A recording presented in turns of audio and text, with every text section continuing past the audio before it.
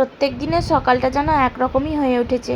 এই স্কুল চলাকালীন প্রত্যেক দিনের সকাল আমার প্রায় একরকমই হয়, শুধু রবিবারের দিন ছাড়া বা যেদিন স্কুল ছুটি থাকে সেদিন ছাড়া। তো গুড মর্নিং সবাইকে, আমি তাপসী চলে এসেছি আমার আরও একটি ব্লগ ভিডিও নিয়ে। তো সবাই কেমন আছো? আশা করছি তোমরা খুব ভালো আছো, আর আমিও ভালো আছি। তো সকালবেলায় উঠে দেখতেই পেলে প্রথমে ব্রাশ করে নিলাম, তারপরে মুখটাকে ভালো করে ধুয়ে ফ্রেশ হয়ে গেলাম। তো এদিকে আমি টিফিন করতে বসে গেছি। এদিকে আজকে বানাচ্ছি হচ্ছে আমার ছেলের জন্য আলু পরোটা, আর মেয়ে অন্য কিছু নিয়ে যাবে, তো শুধু এই টিফিনটা ছেলের জন্যই বানাচ্ছি।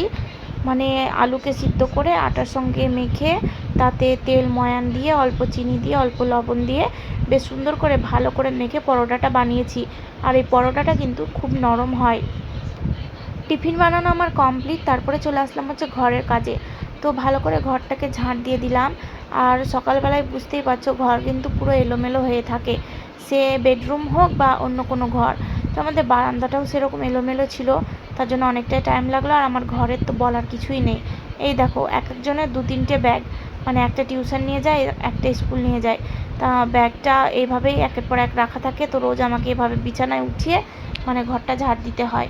তারপরে রাত্রে মেয়েকে নিয়ে পড়তে বসেছিলাম, তো সেই বইগুলোও আমার তোলা হয়নি, তো এখন সেগুলো আমাকে গুছিয়ে নিতে হবে। আসলে ওর স্কুলের যে কটা কপি লাগবে আমি সেই অনুযায়ী ব্যাগে ভরে দিলাম। তারপরে পেন্সিল রবার কাটা যা থাকে ছিটিয়ে সব সুন্দর করে ভরে, আর এই যে জামা কাপড়গুলো কটা ছিল, তারপরে পড়ার একটা ছোট্ট স্টাডি টেবিল, সবগুলোই আমি ভালো করে গুছিয়ে ঠিকঠাক জায়গায় রেখে ঘরটা সুন্দর করে ঝাঁট দিয়ে দেবো। আর ঘর একবার না, ঘর বারবার ঝাঁট দিতে হয়। তো যাই হোক, তারপরে যত ময়লাগুলো ছিল সব আমি একটা বস্তায় তুলে রেখে দিলাম, যখন আসবে নোংরা নিতে তখন ফেলে দেওয়া হবে। তো তারপর আর দেরি না করে ঝটাপট আমি ঘরটাও মুছে নিয়েছিলাম। আর আজ ছিল হচ্ছে একাদশী, তো বুঝতেই পারছো একাদশীর দিন একটু তাড়াহুড়াটা বেশিই থাকে। খাবার তাড়াহুড়া না থাকলেও কিন্তু কতক্ষণে পুজো করবো এরকম তাড়াহুড়ো থাকে। তার উপরে আজকে পড়ে গেছিলো হচ্ছে বৃহস্পতিবার। কিন্তু একটি দুঃখের বিষয় হলো কি, এখন চলছে হচ্ছে অম্বুবাচী, তার জন্য কোনো রকম লক্ষ্মী পূজা বা ঘট পেতে পূজা করা হলো না। আর এদিকে দেখো আমাদের ঠাকুমার কিন্তু শরীরটা খারাপ, তার জন্য একটু ভিডিও শ্যুট করে রাখলাম। কে জানে মানুষ আজ আছে কাল নাই, তবুও যদি একটু ভিডিও শ্যুট করে রাখা যায় তাহলে হয়তো বা পরে দেখা যাবে।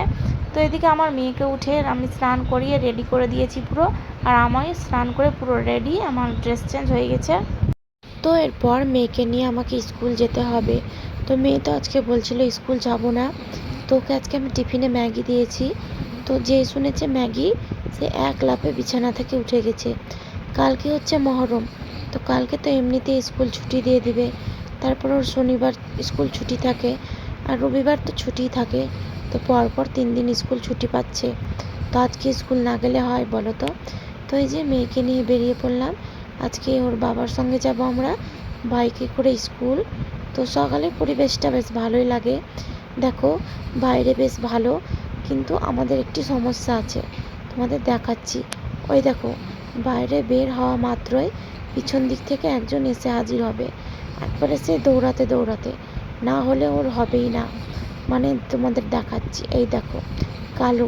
এই কালু হচ্ছে আমাদের রাস্তার কুকুর, কিন্তু আমাদের ঘরে অটোমেটিকভাবে কেন জানি না পোষ মেনে গেছে, আমাদের বাড়িতেই বেশিরভাগটা থেকে যায়। আর আমরা যে যখন বাইরে বেরাবো এরকমভাবে পিছন বেরাবে। তো মেয়েকে স্কুল রেখে চলে আসলাম, তারপর ড্রেসটা চেঞ্জ করে নেব, আর তারপর ঘরের কাজে লেগে পড়ব। আজ যেহেতু একাদশী, তার জন্য আমি সাবুর পায়েস বানাচ্ছি। আজকে হচ্ছে নির্জলা একাদশী। আমি অন্যান্য সময় একাদশীগুলো যে পড়ে সেগুলোতে আমি লুচি খাই কিংবা রুটি পরোটা খাই, কিন্তু আজকের এই একাদশীতে সাবুর পায়েস খাবো, আর শুধু কাঁচা কলা পেঁপে আলুর সবজি খাবো। আর এদিকে আমি দই জমিয়েছিলাম, তো দইয়ের শরবতটা খেয়ে নিচ্ছি আর একটু রিল্যাক্স হচ্ছি। তো আমার ভিডিও যদি তোমাদের ভালো লাগে তো প্লিজ প্লিজ প্লিজ আমার পাশে থেকো, আর আমার চ্যানেলটিকে সাবস্ক্রাইব করে দিও, আর লাইক কমেন্ট শেয়ার করে দিও। আর যদি না ভালো লাগে তাহলে তো কিছু বলার নেই, তবুও মন থেকে চাইবো তোমরা সারা জীবন খুব ভালো থাকো, সুস্থ থাকো, এই কামনা করি ঠাকুরের কাছে। আর হ্যাঁ, পরের ব্লগ ভিডিও নিয়ে আমি আবার হাজির হব। তো ততক্ষণ পর্যন্ত তোমরা ভালো থেকো, সুস্থ থেকো।